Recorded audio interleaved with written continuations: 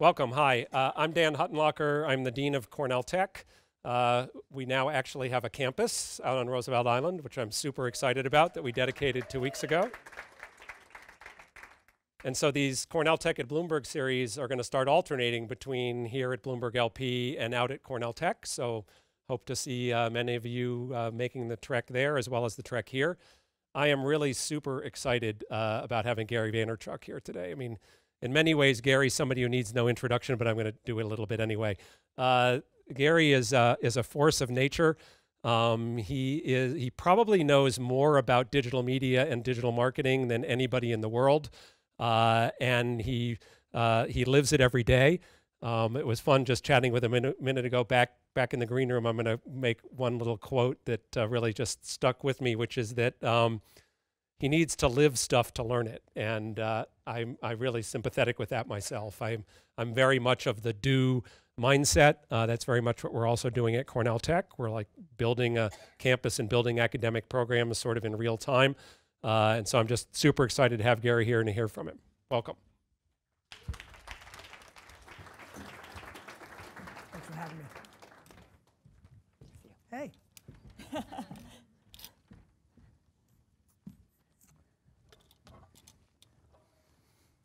How's it going?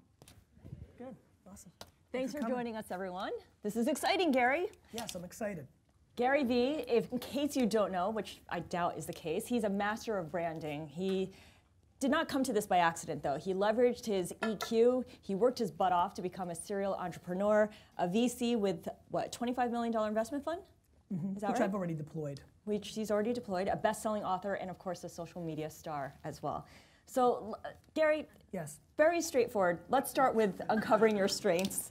Lots of people want to be Gary V, but they can't. So let's talk about self-awareness and when you figured out that you are an exceptional communicator. You know, not until later. You know, I think, you know, it's funny, lots of people want to be Gary V. I think lots of people want to really figure themselves out and put them in a position to be happy and successful. So when I hear that, I mean, I don't think a lot of people want to be me. I think I put myself really out there, and a lot of baggage comes along with that. And so I think personalities are different. You know, but it's interesting to think about your circumstances. I mean, I was 31 years old running a retail e-commerce wine business in New Jersey. Like I'd never been to Silicon Valley. Like, a lot has happened very quickly on the back of me understanding where consumer attention is. And probably about a year into Wine Library TV, in 2006, I started a wine video blog show around wine on YouTube in YouTube's really early days. And about 6 months in, I'm like, wow, a lot of people are watching this. And it was because I was talking about wine in a very different way. And I genuinely believe a lot of entrepreneurs and people listen to me because I think I'm undereducated in some ways. You know, I don't know the way a lot of things are said or done because I was very much a street immigrant kind of kid more. I wasn't a good student, and I just kind of look at things a lot of times for the first time, right? And I think some way, somehow, and because my mom's dad basically only spoke in analogies from what my mom talks about him, and I do that quite a bit. I feel like, you know, my dad doesn't talk. What do you mean he doesn't talk? So my dad and I drove 45 minutes to Wine Library and back when I was a teen. Shoppers Discount Liquors back in the day. I lived 45 minutes. I lived in Hunterdon County, New Jersey for my high school years, and my dad's wine store was in Short Hills, Millburn. So it was 45 minutes on Route 78 in Jersey, and we would drive all the way there and all the way back. And I talked every minute, and my dad didn't say a word. So my dad's an old school Russian guy. You know, in Russia, communist Russia, you didn't talk because if you said something that somebody found out, you went to jail. I mean, like, let's get to the punchline. There's a lot of reasons my dad doesn't talk. Yeah, I mean, trying to, you know, being in a setting like that, where like you're building something in a business environment together, but somebody's not communicating back to you, definitely honed, I think, intuitive skills I already had, improv skills I already had. They probably made them hyper. And yeah, you know, at this point, I really understand it. But I'm really bad at like cheering things or observing them. Like I do them in real time. There was never a point where I sat down and thoughtfully was like, wow, I have this or this is important. I'm aware of it. I try not to get too high or too low about any of these things, but it's definitely a disproportionate impact on my career. but not only as like the public persona, on the one-to-one relationships I have with my employees and my family members. You know, being a good communicator is a pretty fruitful, you know, skill set. And as Dan was saying, you learn by doing, and you've formed multiple businesses. This communication skill has allowed you to do this, from Wine Library to Vayner Sports to the host of multiple digital programs. Which of these different businesses do you do for love versus for money? I speak for love. I do this for love. Like, this is the place I love the most. Like, you know, public speaking is now an ROI negative event for me with the things that are going on in my life, even though it is still crazy to me what I get paid to do a speech. You know, especially when you come from zero, it's, you know, getting paid to give a speech one day this year, making more money than I made when I was 30 years old, is a pretty intense kind of thing that you'd wrap your head around. But it's still not worth my time in a lot of ways now, unless it's leading to business generation for VaynerMedia or other things, which is really what I've now mainly do. But I'll do something like in New York or support organizations I believe in. But I do this for love. I love the thought that I'm so, like, so knowing all of, so I love reverse engineering the audience. So I'm in a very funny zone right now in this talk. In this talk, it's less about entertainment, like 18,000 people at a offsite for a company. Tonight's about, okay, I really want to be sharp and talk about 3 or 4 things that I think even a really strong crowd like this isn't thinking enough about, because I'm always trying to leave with giving more value than the person expected, right? So this I do for love. The Gary V thing, the public persona, I think I do for love the most. Okay, Vayner Sports? Vayner Sports is a business that is very interesting, because my brother has Crohn's disease, and so he left VaynerMedia 2 years ago because the stress of going from 30 to 800 people was pretty intense, and he just didn't like it anymore. And if anybody here is in client service, you're just managing people, and if you don't like managing people, it sucks shit, right? And so he got to that place, and he needed to bounce, and he needed time for himself, and very quickly he came back and said, what about that sports agency we bought? I bought a sports agency, a very small one, just to learn. You know, I have very substantial ambitions to buy the New York Jets, so I figured if I own a sports agency, I'll learn from the inside. I was gonna lose money every year owning a boutique sports agency that I wasn't gonna be really involved with, to learn. But then he wanted to do that, and once he decided he wanted to really be involved, I felt comfortable in rebranding it to Vayner Sports, putting our name on it. It was gonna be real.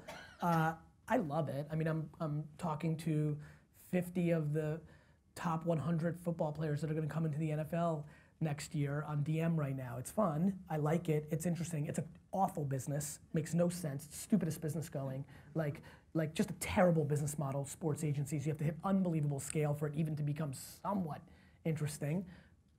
My brother's doing it for love. I'm doing it for the love of my brother. Now, your philosophy as you pursue all these different avenues is that 9 to 5, working 9 to 5 is for losers. If you want to be productive, not true. Well, it's for someone who isn't going to get where they want to get. No, and I appreciate you bringing it up. And listen, the Times razzed me the other day on this in a pretty substantial way. When I talk about things, context is lost. Sometimes I'm at fault. Sometimes people that report on it are at fault. To make it very clear, here's my thing. I'm fascinated by people that complain. If you don't complain, I actually have nothing to say to you.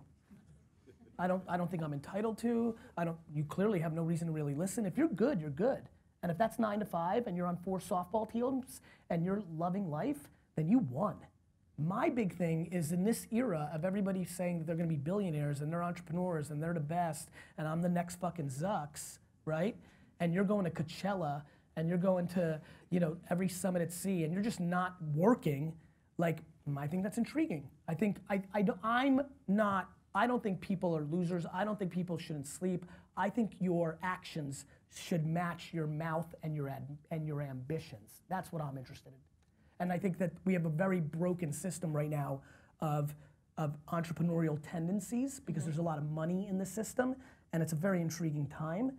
So I think working 9 to 5 is for a loser that says that they're going to rule the world and they watch Netflix for 4 hours a day.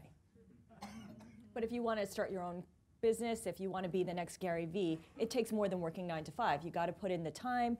You've got to hustle. I think so. I think it's super hard to build a substantial, sustainable, you know, safe business working 9 to 5, I mean, look, let me say it again. You can work 9 to 5.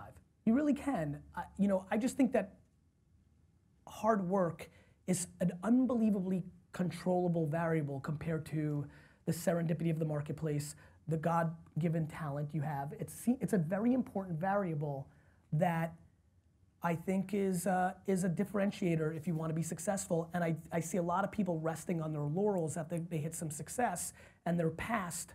And what I'm worried about is technology has created infrastructure that has not allowed us to rest on our advantages. Not even the biggest companies in the world. The biggest retailers in the world, the biggest media companies in the world are on call. You and your little cockamamie business are good, get out of here. And so that's it.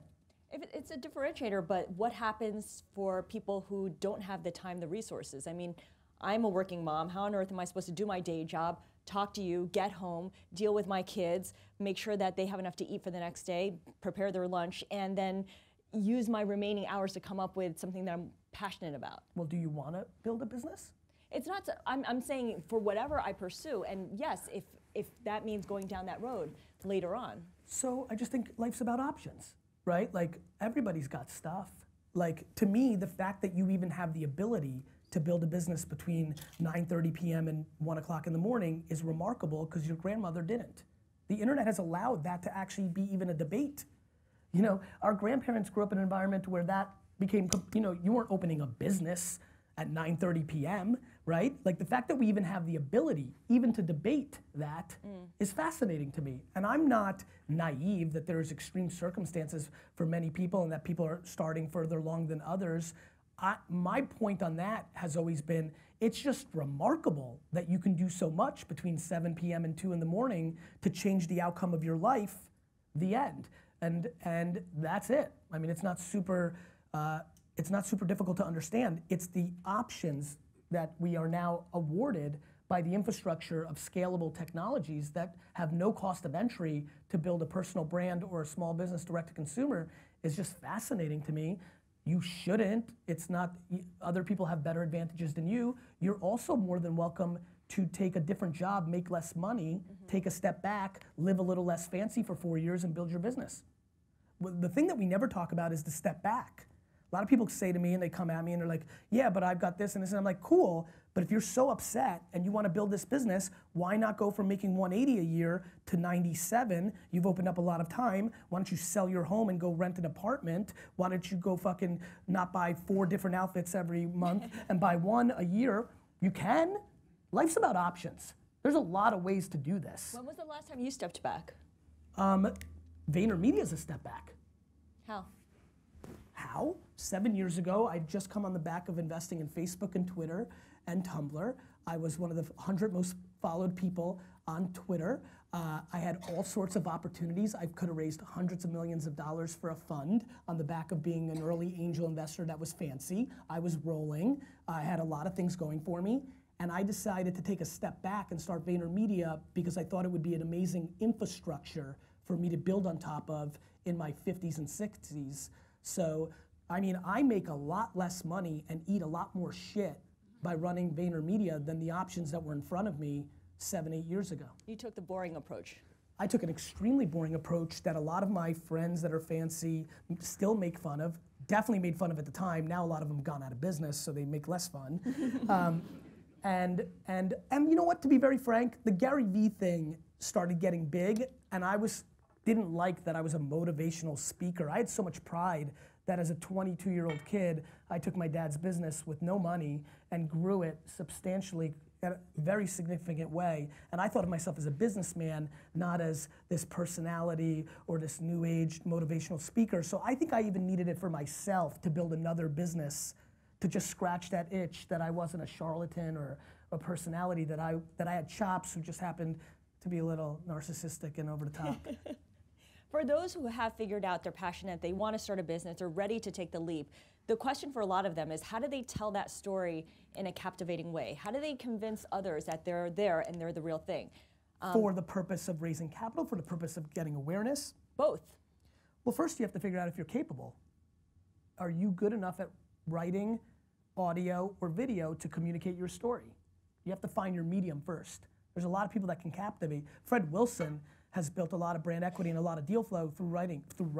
I created it through video, right? Joe Rogan and Tim Ferriss continue to build it on audio, right? So there's 3 ways to communicate. When you start getting into cartooning and art, you can go a little bit further, but there's 3 core ways. There's written, audio, and video. First and foremost, you can't be romantic about which one. A lot of people want to be good at video or this and that. You know, so A, you have to figure out if you can actually tell a story, and then 2, you have to figure out the medium in which you can tell a story, and if you can do it in more than one places, that would be preferable because our attention is fragmented at scale. So that's the strategy behind it. So how do you decide which is the best medium? Because there's different things that come into fashion, go out of fashion. I mean, if you pause too long, you'll miss it. My answer is to do them all. Hit it all. If you can.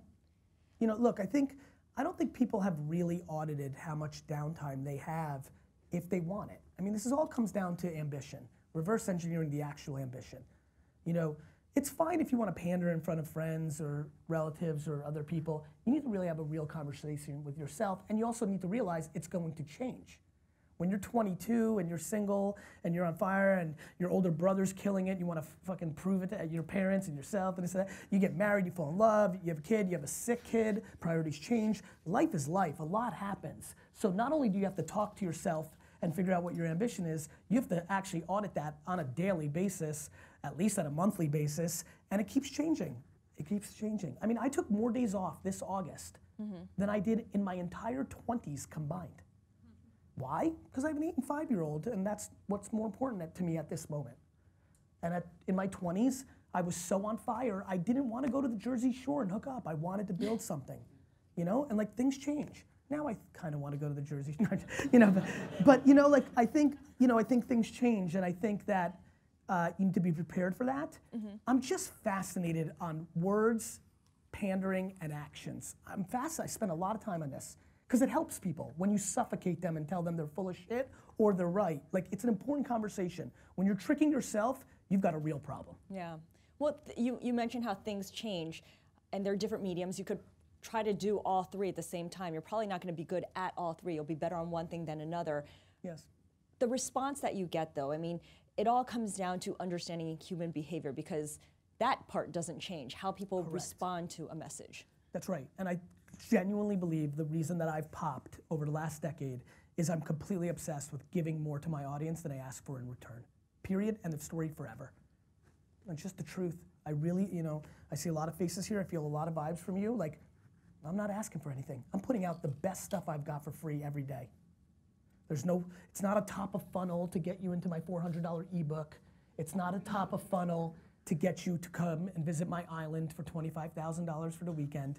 It's fucking purely, can I guilt you because I gave you so much that I ask for nothing in return, that it creates word of mouth. Can I be historically correct? Can I just bring so much value? It's ultimate brand arbitrage. Does it work? 100%.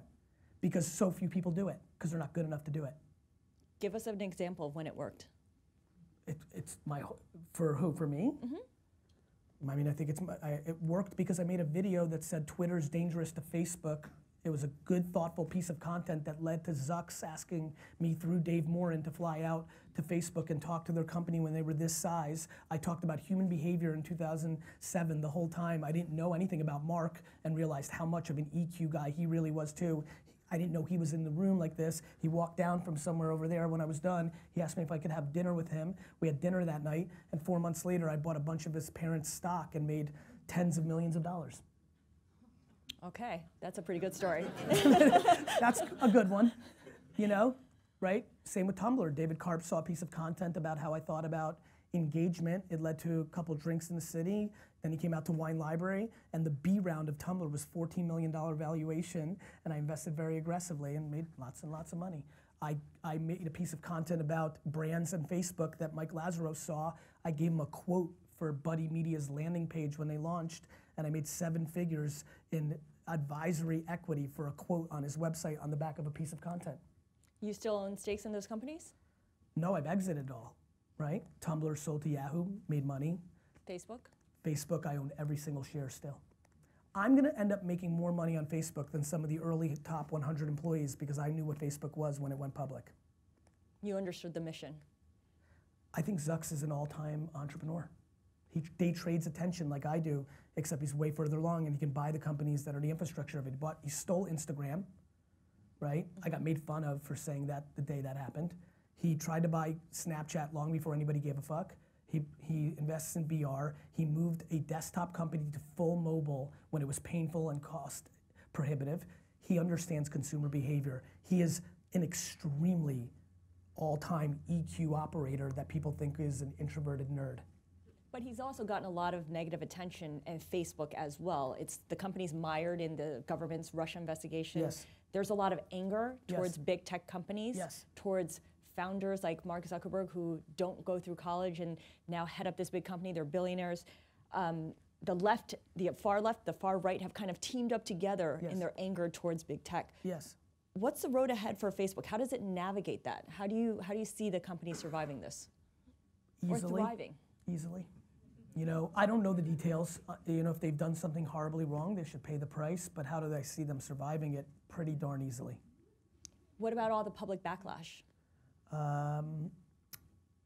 Yeah, easily. Like everybody's using Instagram more.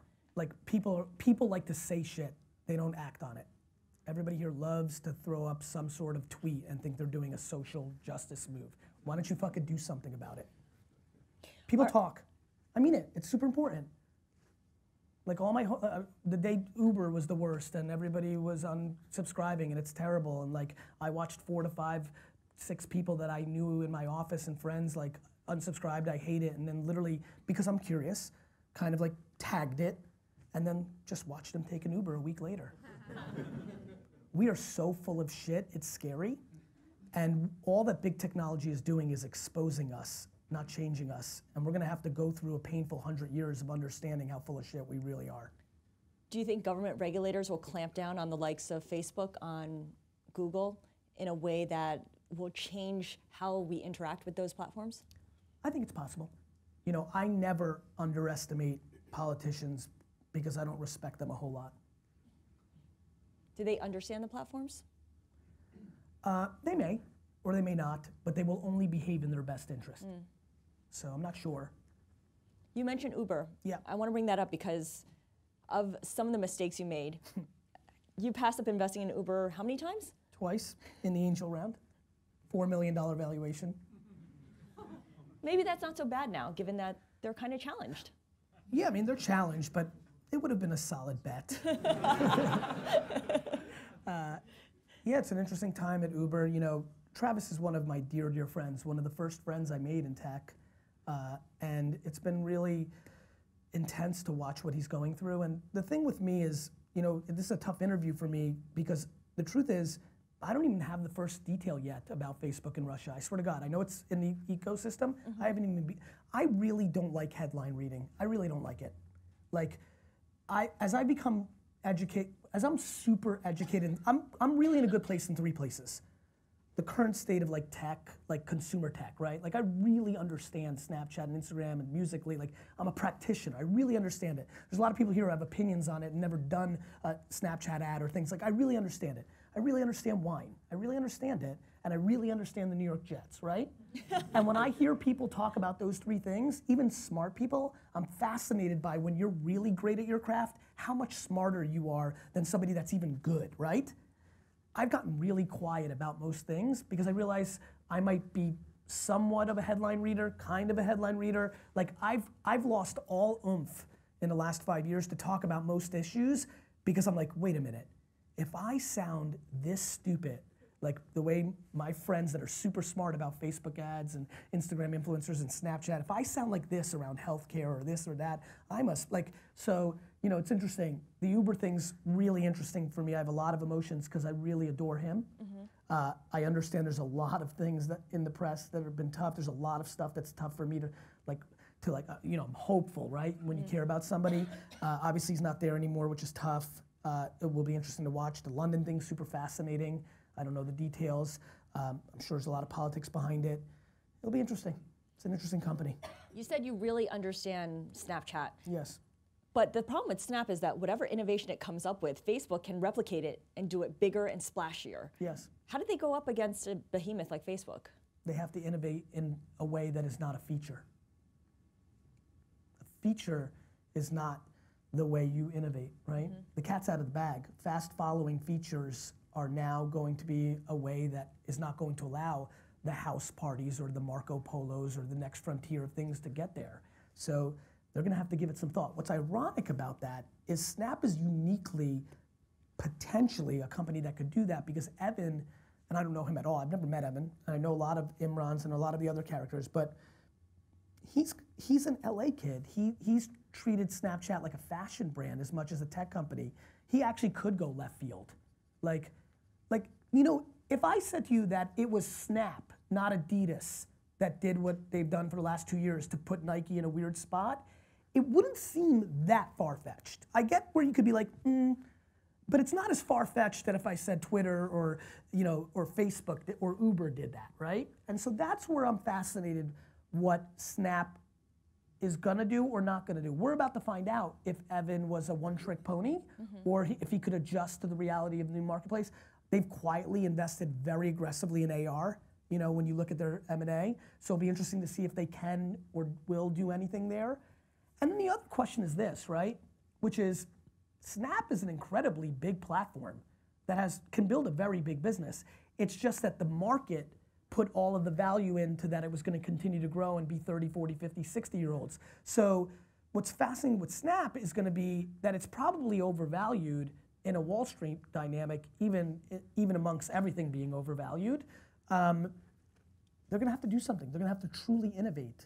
And it will be interesting to see if they can do it. But again, you know, if Marissa buys Instagram for $1 billion instead of Tumblr, who knows what could have happened, right? Like you're always, that's what's amazing about business. You're always one good or one bad move away from changing the narrative. And I love that about this game. Like I never get caught up in it's going well and I'm in this fancy building and all these amazing people are looking at me right now. Tomorrow it could be the beginning of the complete end. I love that. It doesn't matter what I've done for 20 years. How does Twitter change the narrative? The user growth has slowed down tremendously. It's kind of become a niche product. It's not panning out the way a lot of investors had hoped. It's now looking to expand the character limit to 280 from 140. I don't know if this is going to make a big difference. Yeah, that's not going to be it, right? You know, I think we can all agree with that. But I do think since Jack's, I mean, look, and Dick is one of my favorite people on earth, but in that 4 years, the product didn't innovate once. The product just did not innovate.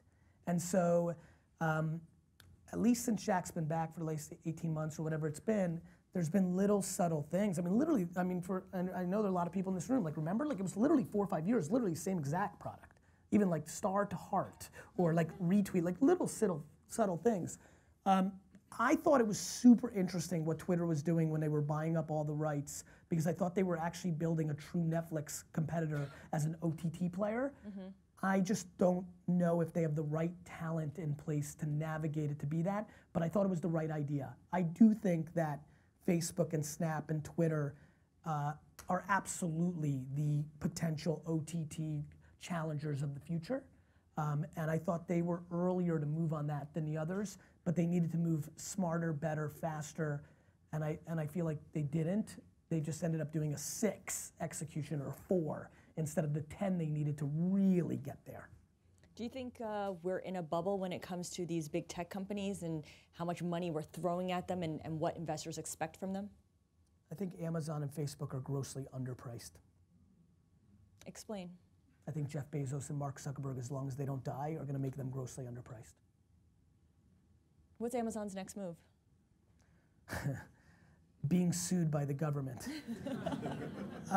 Amazon is so incredible. I remember 4 or 5 years ago at a keynote, and I don't remember if Steve Jobs had passed away or was sick, but I remember saying that I thought Bezos was better than Steve Jobs, and I got really booed, and this was the height of Apple, and Amazon was 4 or 5 years ago, which is not what we think about Amazon today. Yeah. But it was, but AWS, Sawdust, you know, like the way he bought, like even the losses, like Living Social and Woot, and he was just doing things, and I was like, fuck, man, Bezos has moves, right? Like Steve Jobs is all time, but he had the same move, rinse and repeat in a lot of ways if you understand how I'm kind of framing it. Bezos was throwing all sorts of different, you know, it was kind of like the difference between like boxing and MMA. And I was like, Jeff, like he could do I think he could do anything. Like I woke up and like Amazon buys Whole Foods. I'm like, yep.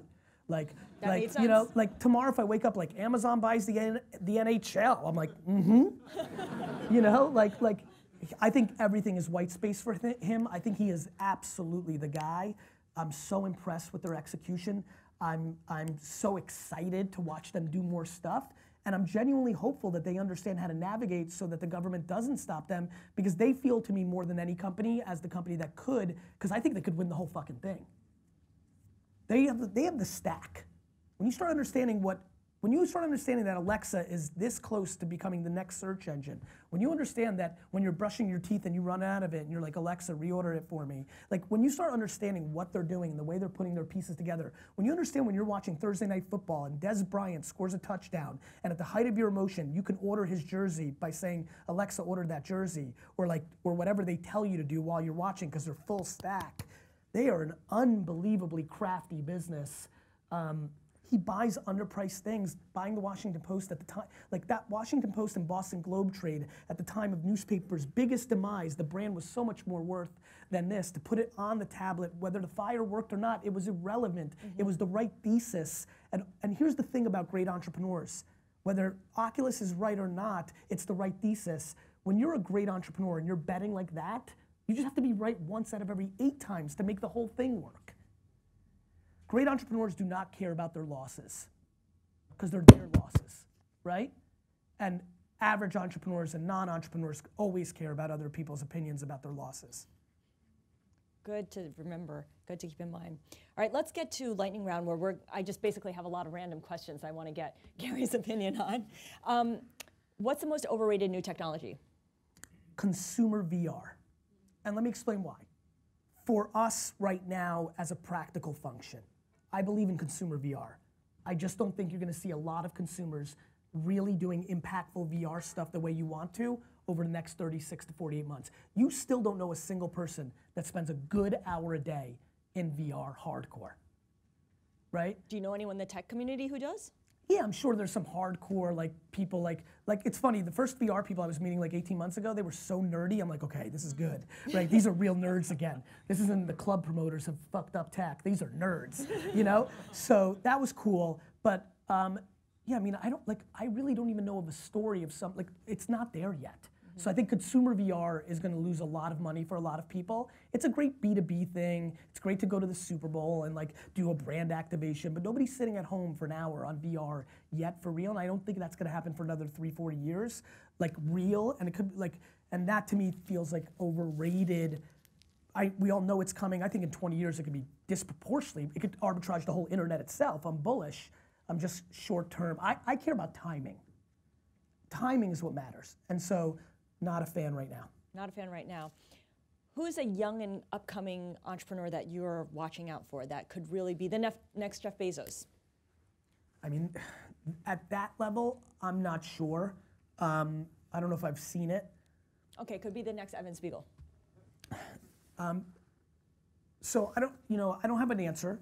I've also not been investing a whole lot lately because I think the market is grossly overpriced I don't think ideas should be worth $4 million.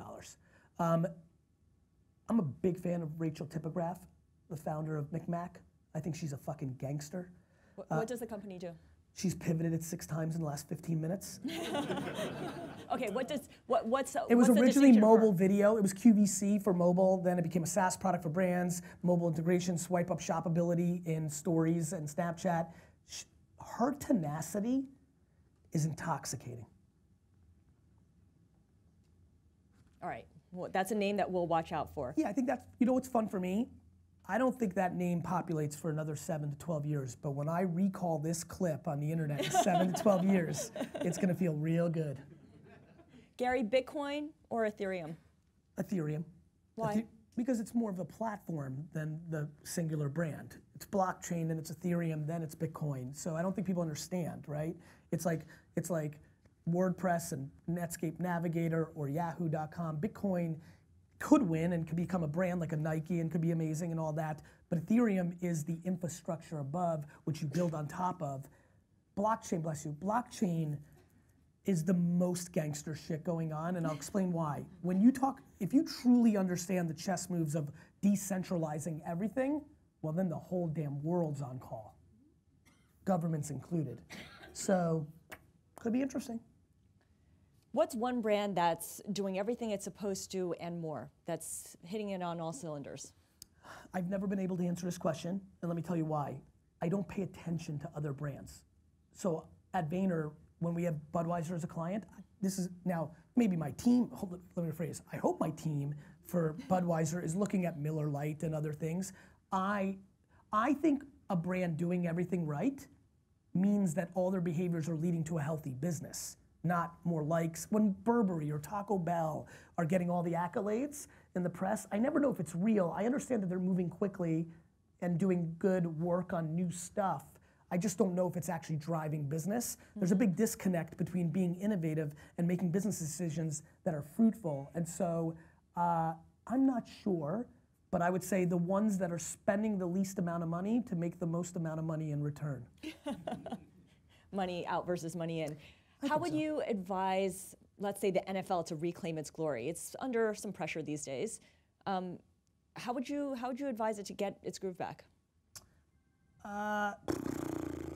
Could it do it through social media? No, it's way, way, way, way bigger than that. It's not concussions or President Trump. It's so many variables. First of all, fantasy football's dynamic has been really intriguing because you've gotten people to care more about players than teams. You've got the Red Zone channel is such an incredible product. Like, it's completely addictive. Like, it's just a better experience if you love the sport of football. The man cave and the high quality technology has made it so much more interesting to be home than go to the game. But even when you're at home, people don't watch as much as they used to. Yeah, I mean, I think it hit a tipping point. I mean, like everybody, like Jesus Christ, it was like 2 years ago, like the NFL, like what the NFL has accomplished over the last couple of years is iconic all time. Like it's, you know, it's got so popular, and now, you know, soccer really, you know, the US going to the Sweet 16 of 2 World Cups in a row is a very subtle thing that people underestimate, right? The distribution rights of the English Premier League, allowing kids to watch in the mornings and go with their dad at 7 a.m. to do things, is grossly underestimated. Esports is fundamentally being disrespected for how big it actually is, and all of this is chopping away at the ratings. It is still the disproportionate most popular sport in our country. It's still doing incredibly fine. I think it is laughable to diss the NFL for their business issues and applaud NASCAR, which has become completely irrelevant. Like NASCAR, which has seen its own ratings drop over the years, long before. NASCAR has fucking collapsed. NASCAR is down half. NASCAR is over. NASCAR doesn't even exist. Like, so it's like, if we're talking like the impact of stuff, you know, that's a laughable argument the president's trying to make. NASCAR is finished. Esports is coming, and the NFL is, you know, where baseball was in 1984, you know, or 1973. It's like in that apex moment, and you know, there's only one way to go from that level. How much closer are you to your life goal of buying the Jets? Closer. And closer because I think the way I play is very different than Zuck's or other people, which is I don't do any behavior that creates quick, massive wealth. I don't do the things that create quick, massive wealth. I don't start companies that could get to that level. I don't invest the level of capital that can get to that level. I'm running a marathon, a really long marathon. But I'm 41 years old, right? And so to me, if I buy the Jets in 23 years, I feel like I'm a young man. I feel like I hang out with a lot of 64-year-old men and women who feel super young to me and super on fire and have a lot more to do. And I think if I buy the Jets at 64, that gives me plenty of time to win 7 Super Bowls in 30 years. And then I can move on with myself. That's very ambitious. If you can't get the Jets, what's the next best thing? The Knicks. All right, the Johnsons and the Dolans need to watch out. We're going to open this up to everyone in the audience because I know you guys all have questions for Gary. We have microphones, so if you raise your hand, let me know, and then we can, this gentleman in front will pass you a microphone. Thank you. So looking at industries that Which like industry? just in general right now. You Which see, industry? Well, it's more like a macro Oh, level. I see. Yeah. I'm sorry. So you see like Blockbuster totally ignored Netflix. Yes. And now, what's Blockbuster? What other institutions do you see? All you know, of kind retail. of Yeah. So All of it. what advice would you have for the baby boomers and the executives today who aren't paying attention to the tech companies about what's coming tomorrow? Yeah, so Daniel, I think it's a different conversation. So let him hold it for a second. You're talking about those decision makers at those retail companies that aren't doing the right thing to protect it? I don't think it's not just retail anymore. It's everything, I agree with you. But what's the advice?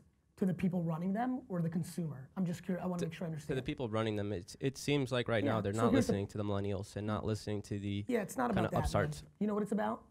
It's about the fact that they are trying to milk the next 24 to 36 months because their bonuses and stock options and their life when they're done running this company is based on what the stock price is in 24 months so they can buy their yacht and their private jet. And so what all these CEOs are doing in public companies is they're not being incentivized properly for the health of the company, and we're living through the biggest culture shift we've run because we're living through a true revolution, a true industrial revolution. So what's happening is I am not mad at the Fortune 5,000 CEOs because they're human beings. And what they're doing is saying, I'm gonna be in this role for another 24 months. I'm not gonna do the thing that hurts the stock price by over-investing and having a shitty P&L to invest 100 million, 500 million in the thing that needs, I have to put myself out of business before somebody else does. I'm not gonna do that because I'm gonna have 8 bad quarters in a row. I'm gonna be on this network show every morning saying I suck, right? And then I'm gonna get kicked out and I'm gonna lose, but Hershey's or Quicken or Hertz is gonna win. They're not dumb, they're just selfish. It's about the short term. Why do big companies go out of business? Because Wall Street exists. So they know. Way more than you think, my man. They know. They just aren't incentivized to do that. This gentleman?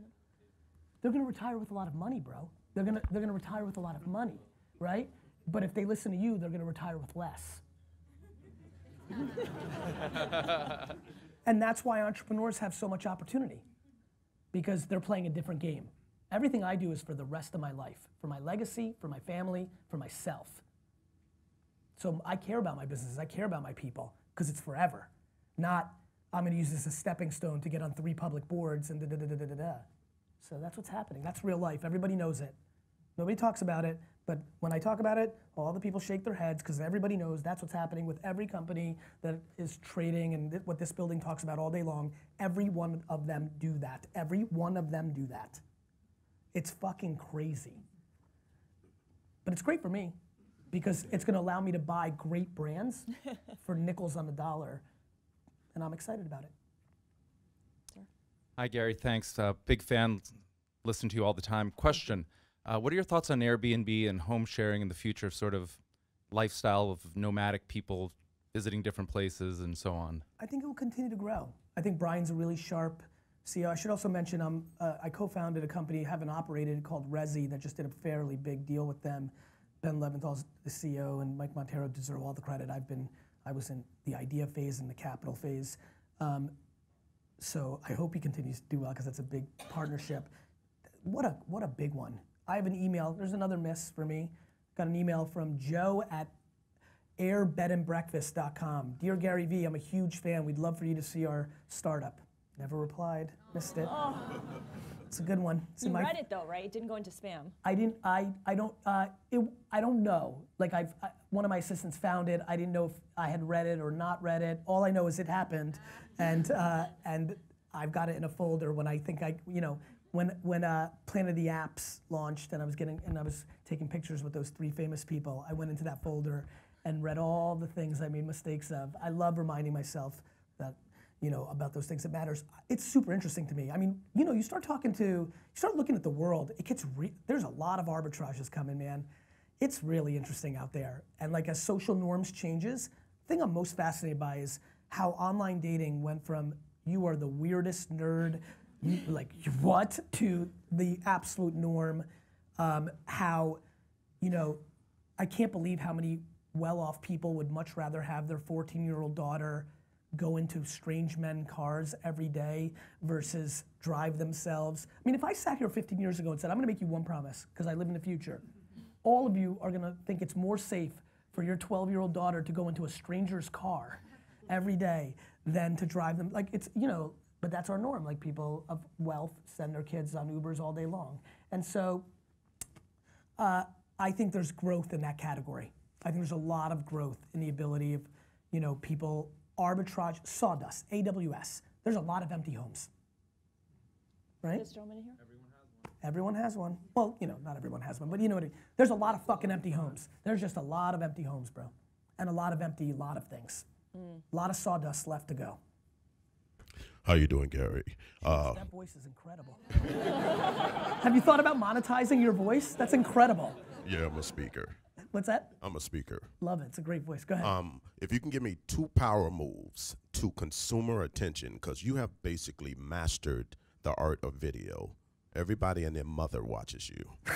So if you give me 2 power moves that you can use in the next 24 hours to getting consumer attention, what would they be? I would become disproportionately educated or start practicing very aggressively in understanding how Facebook ads work. Facebook ads are so good. You can create long tail clusters, 42-year-old Latino women that like the New York Jets, okay? Now go make a video. Go make a Spanglish video about the Jet, like the ability for the micro-target at scale, right? Like, you know, I have a video that went berserko, which was, it was basically, I was getting mad that no 44-year-old thought themselves as an entrepreneur. Like I was watching all the 19 and 20-year-olds with all these opportunities. I'm like, Jesus, where are all the 40, 50, 60-year-olds? Like, have you heard? You're gonna be living longer than you think. Like, let's go get ours, right? So I made that video and it went crazy because I targeted 40 to 60-year-olds that watch Shark Tank. You know, like there's so much capability in that. I'd also, you know, look, I've got gift for gab, you've got crazy voice. Like, you know, like you gotta be smart about that. Like the first 3 seconds really matter. The copy really matters. The thumbnail really matters. Everything matters. I love how people think these people have amassed millions of followers, like, because they got lucky. You know? Like, there's so much thought that goes into what we do. A lot of testing and learning, but Facebook video, YouTube is hard to break out. Very. Facebook video, less hard, especially if you have a couple $100 per video to try to get it to go. That's the first power move. What about the second power move? For video? Yeah, in video. If you're, would you have interest in people that are under 30? I want all of their attention. Respect. So, his voice is so fucking rad. Snapchat ads are grossly underpriced. $3 CPMs. They're watching a ton of video once your ad comes in, and if you gotta be very smart about the first second to get them to swipe up, and you can't say swipe up because Snapchat won't show it. You can get an unbelievable percentage of people to watch 3-4 minute videos in the Snapchat environment if you can get them to swipe up, and you can get to most people under 30 for $3 CPMs. All right, I'm doing that tonight. You got it. This lady over here with the blue top, right at the, yes, thank you. Hi. Hi, thank you. My name is Kirsten Broderick, and I founded a company called Northscale, which is all about EQ. I do executive and corporate meditation training. Love it. So if anyone needs that, and wants to, if you want to be the next Gary, come check me out. That was a good right hook. Hey. Go ahead. My question for you is: you said that Amazon might just do the whole thing. Yeah. And this is a 2-part question. Yeah. What does that mean? Yep. And what does that mean for the rest of us? Sure. Not just the rest of us, but the global economy, the global society, the environment. Yep. What I think it means is you think about like the pillars, or at least the pillars I think about when I talk about this kind of stuff: retail, media, right? Social. Like I'd be surprised if Amazon wasn't in the social business with a real play at some point. So those are 3 pillars that really matter to me that I think about. Like media and retail is like big, right? You think about like how we live like as a whole. And I think that they, you know, Google's retail and Facebook's retail, everybody else's retail is so far behind, it's non-existent, right? Their ability to catch up in media has been far quicker than the other people into retail. And so you think about China where full stack, they own it. And there's communism dynamics there, which is why it's possible. So anyway, I just basically think any business that Jeff Bezos wants to get into, he can. I really believe that. I really think he could buy the Hilton Group. Whole Foods is the preview, not the anomaly, right? So if he wants to, and who knows, I don't know him at all. I don't know if his space is more important than being considered the greatest entrepreneur of a time. What it means to all of us is the following. There is a massive naivete that we need government to protect this issue. It's called innovation and capitalism. First of all, Jeff Bezos is gonna die. Second of all, if VR comes out in 16 years and hits full penetration, if we're living in an augmented world of VR, AR, and real life, well then the entire landscape of VR opportunity becomes open. It's Internet 1991. Everything he's built gets arbitraged if the way we actually want to live is have protein pumped into us and everything we buy is actually happening virtually. So I think there's a naivete that anybody's ever going to rule the world. I really do. I really believe that. Now, that's just how I see it. Nobody's shown me in the history of time that they're going to be able to capture everything and sustain it because they get fat and innovation kills them, not government. That's how I see it. Gentleman standing in the back. I mean, look, for example, real quick, just to put it into context, I don't think it's ever been a better time to be in retail. Just go direct to consumer. Amazon's got nothing to do with you. And then people cry, oh, Amazon's too powerful. Don't sell it on Amazon. You loved it when it got you from 0 to 5 million, right? But now you're crying. But how'd you get there? So get in there, get what you want, take it out. Facebook, all these media companies cry about Facebook. Take people out. People just aren't smart. Really. Like all these media companies crying about Facebook. Make all your content as a customer acquisition model and then put them in your own bucket. Sounds so easy. It is easy. It's that, once again, people that work in companies are not incentivized the right way and it's just human behavior. The end. Hey Gary, thanks for coming. My name's Rob Fajardo. I founded a community called Leave Normal Behind. Great.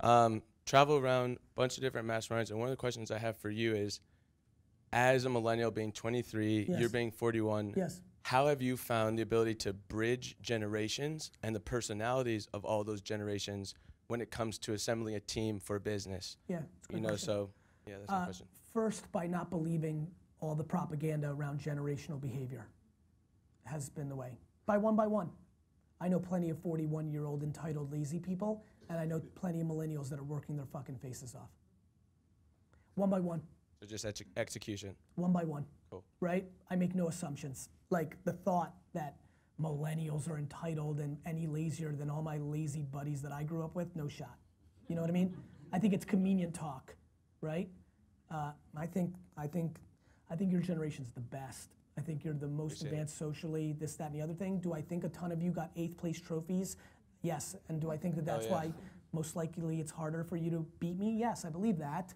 But not all of you got 8th place trophies. I mean, there was entitled kids in other generations too. So it's about strengths and weaknesses. I think the biggest undercurrent for the youth is losing is a very good thing. And we, the parents of these kids, tried to protect too much, and which is really hurt. That's where America's vulnerable. Like at scale, the political correctness of winning and losing is a fundamentally dangerous thing. A lot more than I think people think. Losing matters. And if you don't get that gear, you're in deep shit. And entitlement is a real issue. And you gotta lose early and young. God, losing matters, guys. Like, fuck. If you're a modern parent and you're trying to protect that feeling, you're being selfish. You don't like seeing your kid upset. I get it. I have them. It sucks. But you better fucking get out of the way because you're fucking it up. Because when you think you've won, when you came in 8th place, that's fine. When you manipulated their grades, when you did their homework, when you this, that, when you donated money, and da-da-da-da-da, when they get to the real world, nobody gives a fuck. And that's the cliche one thing that this younger generation has worse. It's definitely got, as a whole, as a macro, that's scary to me, which is why I'm going so aggressive because I have so much of their attention right now in this thing. Like, it's good to lose. I'm proud of my losses. I am, I like it. Notice I'm like talking about Airbnb, like I want to bring up more. Like, I don't know, I got tons of shit. Like I love losing. I love the Jets and the Knicks. I gave up on the Yankees and Rangers because they won. I mean it. Like it's a real thing. Like I'm proud of my losses. They're my losses. The fuck do you, like, what's your losses? You've all got them. Like this notion. And so that one is big for everybody here. You need to be proud. I tried, at least. People are 0 for 0 because they're scared to lose. I'll go with my 3 for 17. Thanks, Gary. Appreciate it. You got it, brother. This gentleman over here. Thanks. Hi, Gary. Hey. My name's Dan. I'm an investor in New York. Awesome, man. As a millennial, I want to take umbrage with one of your statements. Please. That I came in eighth place and got a trophy. I actually came in 9th and got a medal. Respect. So my question Yeah. for you is regarding executive compensation. You were Yes. saying that when you pay people with, I guess, 2-year vesting compensation, they focus on the next 2 years. Yes. If you were to pay them in kind of longer term compensation, Yes. what would you do to avoid, them basically goofing off for 7 years and not really having anything to keep them in check, and saying, no, you gotta wait, it'll hit eventually. That's a great question. I think that there's ways to find a balance between those two, probably. I haven't really thought about it. Number 2, I think there can be recourse. You can take away equity along the way instead of salary if they're goofing off for 7 and make the big payoff in 10. We have to. If the biggest companies in the world want to survive, and the problem is the board's in the same game, so there's no checks and balances. But if they want to, if somebody has a motion for it, we're going to have to make these much longer things. And I think you guys a lot of you are in the game, so, right? There's a whole kind of conversation, it seems, with some of the Silicon Valley talk of different compensations and different ways to go public. I saw a headline, just haven't started educating myself, but it seemed that the energy, Eric Ries, maybe from Lean Startup, right? I saw something, I'm trying to throw some stuff out, so somebody says, yeah, or shakes their head. But it seems like there seems to be starting to be some early debate of it's not fun to go public for Blue Bottle, right? It was the Blue Bottle conversation that it seemed started some conversations. Nonetheless, yeah, we're gonna have to start I think big companies are gonna have to start figuring out how to get into tenure things. And then the argument of then you're not gonna get the best talent, I think it's the other way around. You're not gonna get the best talent by today's standards, which I think are career CEOs that suck and are doing everything for themselves. Cool. Thanks for the response. You got Final it. Thanks question? for the question, man. This gentleman here. I just wanted to follow up on that one. Please. But do you think other countries are better? Like in China, when it comes to long-term thinking, do you get concerned that we're not, as part of our global competitive position is going to be? I'm not educated enough to answer that question, so that's the true answer. I would just throw one thing as a boy that was born in communism. The China thing is super fascinating. I've run the gamut. I've run the gamut of we grossly underestimate communism and its weaknesses. But the more I think about what China's doing, China's actually running the whole thing a lot more like businesses are run, right? Which is it's a mix between dictatorship and capitalism, right? There is an ultimate caller at the top. It's really interesting. It's been the theme in my head the last 6 months. I'm wait a minute. China runs China a hell of a lot more like a success, Bezos runs, Amazon than the way we run America, which is oh shit, it's super fascinating. So I don't know, I really don't. But I think it's, I genuinely believe intuitively that we are all very lucky, because I think we're gonna live through some really interesting times over the next 20 to 40 years. I think a lot of people hearing that just expose themselves to themselves. Let me explain. If you just heard that and you thought that was bad, it means you're a pessimist and you're on defense. And if you heard that and thought it was awesome, it means you're an optimist and an offense. And I think most people are defense and pessimists. And I think that optimism and gratitude and empathy are the ingredients of the future winners. And so I'm glad my parents gave me that. All right, Gary Vaynerchuk, thank you so much for joining us.